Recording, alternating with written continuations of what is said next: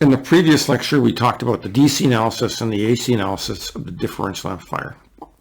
In this one, we're going to talk more about how to use a differential amplifier at the applied level. So this is going to be a little bit more big picture and how it's used in circuits. Now, I am going to refer to the internals of a diff amp here, but I'm going to show you how to reduce it down to a single schematic symbol. So first of all, we need to go over a little bit of terminology. There's a terminology of something called double-ended and single-ended inputs and outputs. So let me just write that down. There's double-ended and there's single-ended.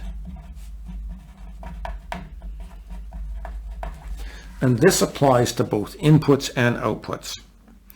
So for example here, this one over here, this diff amp, it has two inputs, one going to each transistor, and it has two outputs. So we would call that a double-ended input and double-ended output differential amplifier. We're using both inputs and both outputs. So that would be double-ended on both. Now when we draw this in a schematic symbol, what we would do is we would drop down the triangle for a differential amplifier, and we would have the inputs on this side. There's V1 and V2. Not sure if you can see that, but there's our V1 and V2. So the V1 goes in at the top and the V2 goes at the bottom, and then we have Vout 1 and Vout 2, and inside, might be a little bit hard to see on the video, the top one here has a positive input and the bottom here has a negative. Now on the double-ended input and output, it's not as critical that we know what these are, but when we go to the next example here, which is double-ended input, so this one has double-ended input, has an input to each of the transistors, but we're only taking an output off of one of them, off of one of the collectors of the transistors.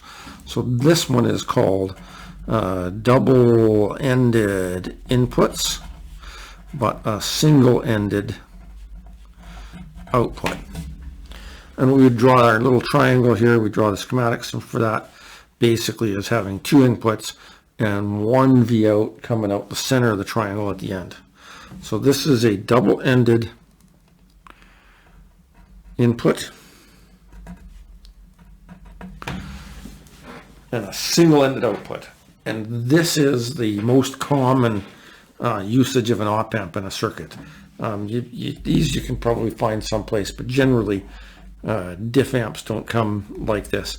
We usually only use one of the outputs, one of the collectors off of the diff amp to go to our next stage.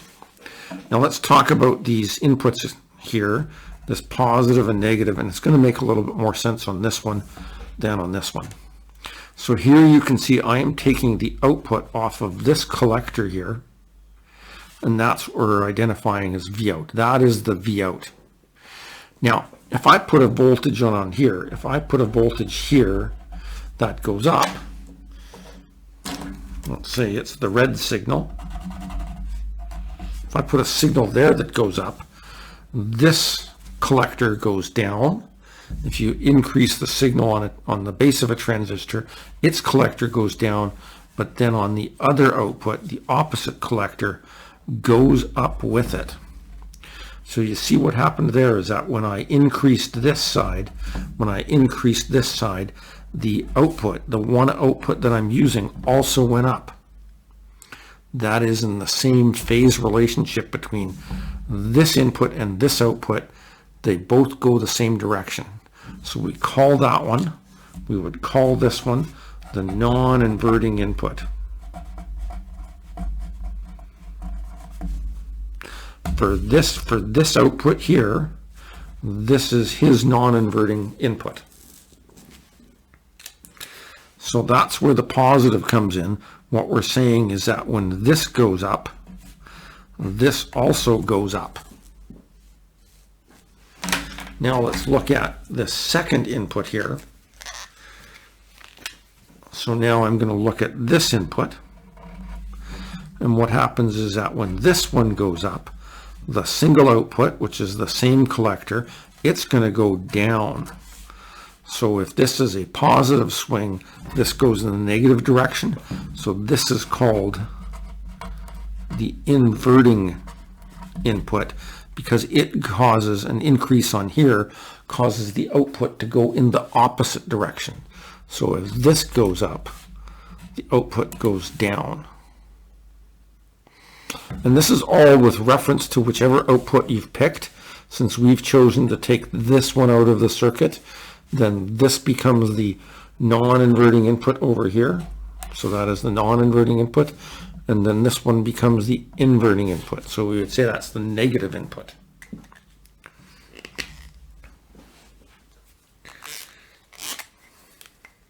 Now this one down here, this would be would be called a single-ended input, because we're applying the input to only one of the transistors. We would call this one a single-ended input.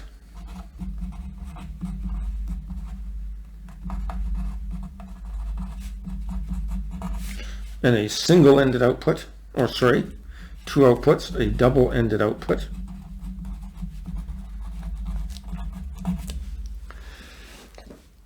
And you could draw it like this. You could draw it on a triangle like this, and you could draw it on a triangle like this with two outputs. But in general, we tend to draw it as two inputs, two outputs on the actual op-amp symbol. And the reason for that is this transistor here, it actually does have an input. It's 0 volts. It's shorted to ground. So if I was going to draw this as an input, I would probably just do a 2 in, 2 outs, and then I would short one side to ground, and the other side is getting your input signal. Now, when we have a double-ended input and double-ended output, you can note that this is the non-inverting input. So basically, when this goes up, that one goes up. And here I have the negative input and the negative output. So what that is saying is that when this one goes down, this output goes down. But when this goes down, note that when this goes down, this guy goes up. So this is negative. When we put down the positive and negative, it's in reference to one of the outputs and not both of them. So if I go back over here and I say this is the negative, the inverting input, when this goes up, the one output that we're using goes down.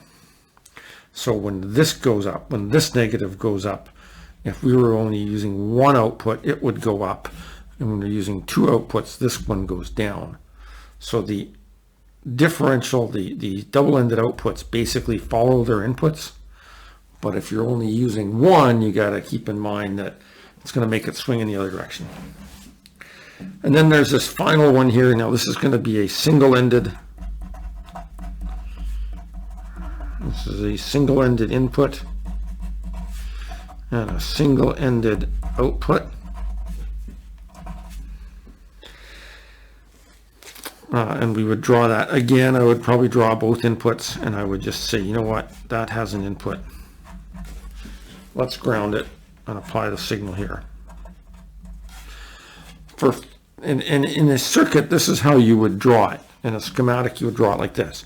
If you're doing a functional block diagram of some radio circuit, if it's more of a functional diagram, then you would probably draw it with a single input. And I think I've done this to do the two-port model as a dependent source, where I say that the V out equals AV times VN.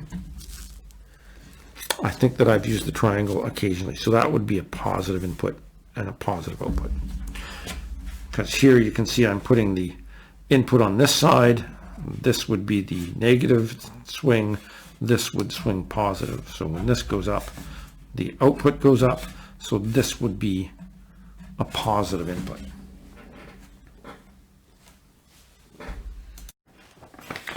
Okay, so this is the configuration that's going to be used most often, which is a double-ended input and a single-ended output. Let's figure out a formula for what Vout is, what the output voltage is as a function of its inputs. So Vout is equal to what? I mean, we've given this gain factor here, and we have two inputs. How would we figure out what the output is? Okay, so number one, this gain factor, let's say we'll use AV equals 100, and I showed you how to calculate this in the previous slide on figuring out AV from the AC equivalent circuit. So let's say that the AV is 100. So what that means is that if this goes up to 1 volt, if this sits at 1 volt, then basically the differential amplifier will amplify that voltage by 100, and it'll produce it on both sides. So if this is 1 volt, if AV is 100, that means since this is the positive input, this would go down, this one goes up, this would swing up to 100 volts. If this input was 0, that's what you would get. Since this, if this was 0, it would have no effect on these two outputs, and you would only get 1 volt times the gain, it would be 100 volts. Let's assume that this is 0.5 volts, and let's assume it's 0.5 volts positive. Now what happens is, well, the opposite transistor, it would swing up 50 volts, but its same collector, on the same collector, it's a negative gain, so it would be 100 times 0.5. This would swing down 50 volts. So what you have is that this side here, on this side here, this input is pushing the output up 100 volts, but on this side here, this input going up is pushing the output down 50 volts. So push up 100, push down 50, the net voltage at this point will be 50 volts.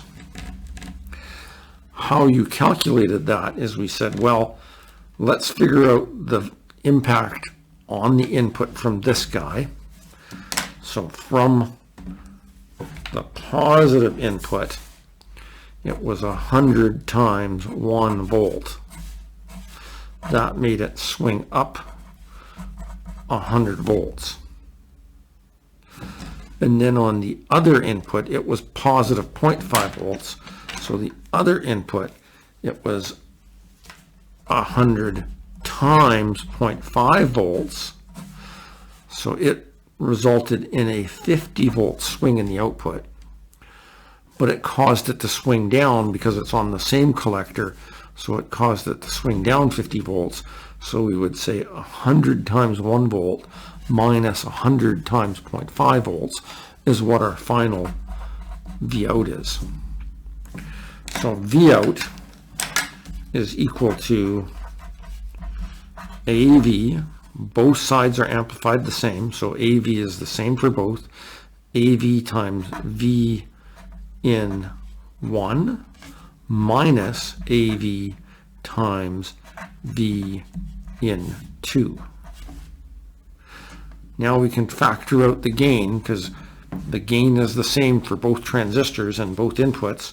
So we would say that AV, we'd say that Vout is equal to AV times V in 1 minus V in 2.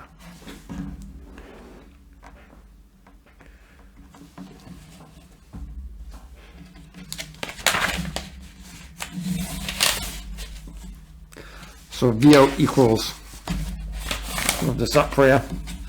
Vout is equal to the gain times the difference between the inputs.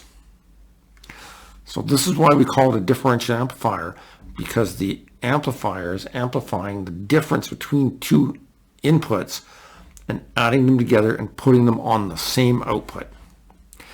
Now, I've called them VN1 and VN2 here, but in reality, so far as this is concerned, this is the non-inverting input. So we would say that V out is equal to AV times V non-inverting.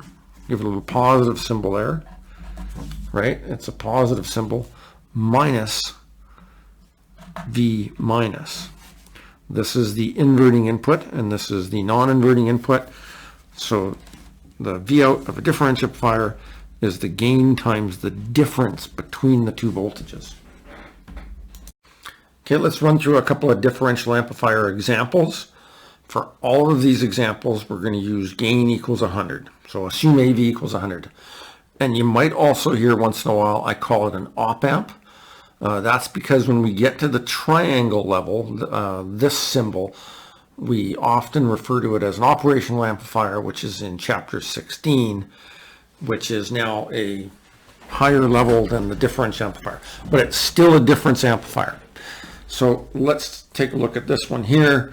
If we apply 1 volt to the positive input and 0.5 volts to the negative input, the output should be, V out should be equal to AV times the V plus minus V minus, where the V plus is the non-inverting input and the V minus is the inverting input.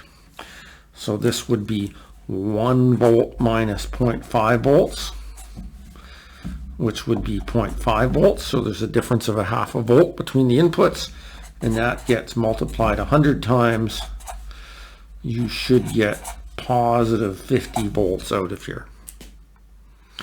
And one of the things you'll notice is that if the positive input, if the non-inverting input has a voltage on it which is greater than the inverting input, so if this voltage is greater than that voltage, if the non-inverting voltage is greater than the inverting voltage, then the output will swing positive.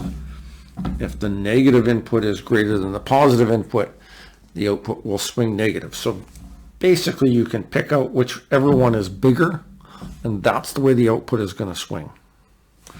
So now we're looking at this one here, example of 0.5. I'll reverse those, 0.5 volts on the non-inverting and 1 volt on the inverting. V out equals AV times non-inverting minus the inverting. That would now be 0.5 minus 1 volt on difference on the input. That is minus 0.5 volts, and 100 times that difference would get you minus 50 volts. So the inverting is greater, it's a greater value than the non-inverting, so it's going to swing negative. What about 1 volt, positive 1 volt minus 1 volt? V out equals AV times V plus minus V minus, non-inverting minus inverting. That would be 1 volt on the positive minus 1 volt. So the negative input has minus 1 volt on it. So you write minus 1 volt. So the difference between the inputs would be 2 volts. And that would get multiplied by 100. You should get 200 volts on the output of that guy. So you figure out what the difference is between them and you multiply it by the gain. How about minus 1 and minus 2? V out equals AV times, on the non-inverting input you have minus 1 volt, and on the inverting input you have minus 2 volts. So non-inverting subtract the inverting. Minus 1 minus minus 2 is minus 1 plus 2. That would be positive 1 volt in the brackets, multiplied by 100. V out equals 100 volts.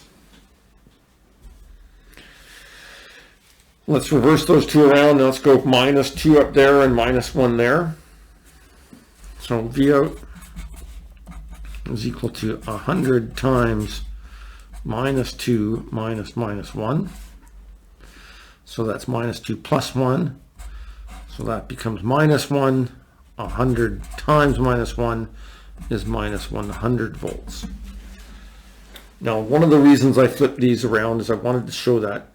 Note that minus 1 is greater on a number line, when I talk about which one is greater, -1 is greater than -2 because it is on the right hand side of it on a number line, then that's what we mean by greater. Magnitude doesn't matter, it's absolute value, because voltages are potential differences between points and to some common reference point. Greater means you have a greater potential. So on the number line, -1 and -2, -1 is here, -2 is here. And then the final one here, what I'm going to put is I'm going to do 1 volt to both inputs. So Vout is going to be 100 times 1 volt minus 1 volt. That is 0 volts. And in fact, the difference between the two inputs is 0. You can see that because I stuck 1 volt on both of them. So 100 times that should give you 0 volts out. So you put 1 there and 1 there, you get 0 out. This is called a common mode input when you apply the same input to both inputs, or the same voltage to both inputs.